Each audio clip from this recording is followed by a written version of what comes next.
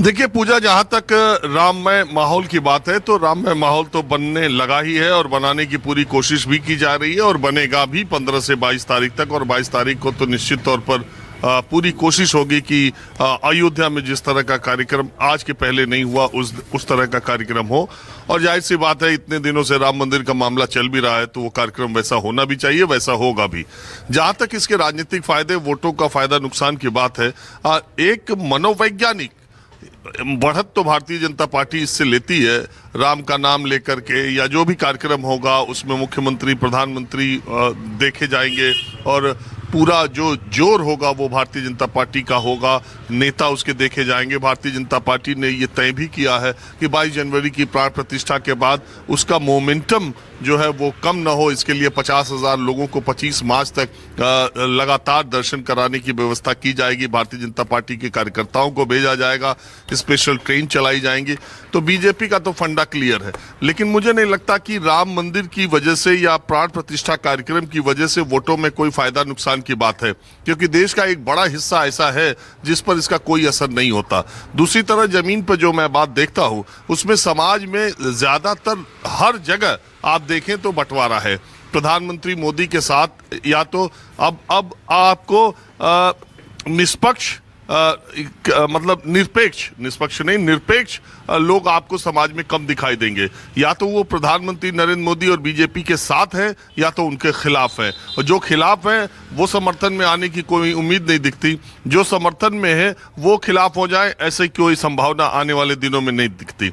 तो देश पूरी तरह से दो ध्रुवों में बटा हुआ है, समाज पूरी तरह से दो ध्रुवों में बटा हुआ है। अब सवाल यह है कि समर्थन वाले लोगों की संख्या ज्यादा है या विरोध वाले लोगों की संख्या ज्यादा है। विरोध वाले लोगों की संख्या का पता तब चलेगा जब विरोध का जो प्रकट करने का तरीका है वो एक जगह हो। इसका मतलब कि अगर विपक्ष जो है एकजुट हो और एक जैसा शरद पवार शुरू से इंडिया बैठक या बीजेपी या मोदी को हराने का फॉर्मूला देते हैं कि 350 सीटों पर अगर एक कैंडिडेट हो, तब पता चल पाएगा कि वास्तव में जन समर्थन भारतीय जनता पार्टी को या नरेंद्र मोदी को किस स्तर का है।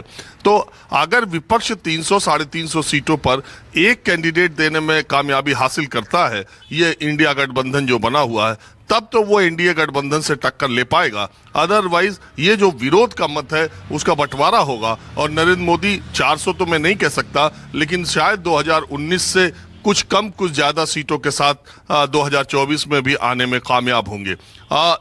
देखिए, राजनीति नैरेटिव सेट करने की बात होती है। जब आप ये पूरा अयोध्या का मामला चल रहा है तो ये किन किन राज्यों को प्रभावित करता है? क्या अयोध्या के मामले से साउथ के 4 स्टेट्स में इसका कोई फर्क पड़ेगा? जम्मू कश्मीर में इसका कोई फर्क पड़ेगा?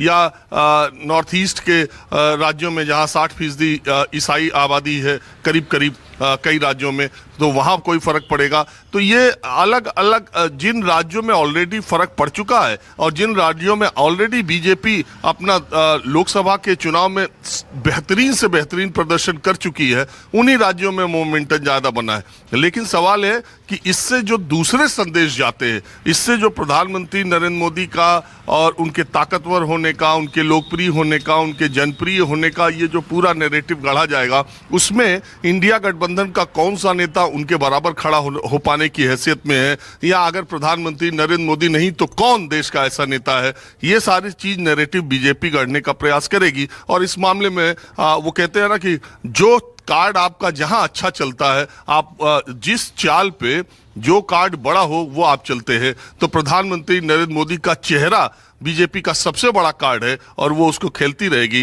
विपक्ष इंडिया गठबंधन हमेशा ये कोशिश करेगा कि ये चुनाव प्रधानमंत्री नरेंद्र मोदी के चेहरे वर्सेस किसी चेहरे के ना हो, ये मुद्दों पर हो, वो सत्ता पक्ष और विपक्ष के बीच में हो, इसकी कोशिश इंडिया गठबंधन करता रहेगा। लेकिन अभी शुरुआती दौर में जो इंडिया गठबंधन की स्पीड है, उससे मुझे नहीं लगता कि 350 सीटों पर एक उम्मीदवार खड़ा कर पाने में यह गठबंधन कामयाब होगा।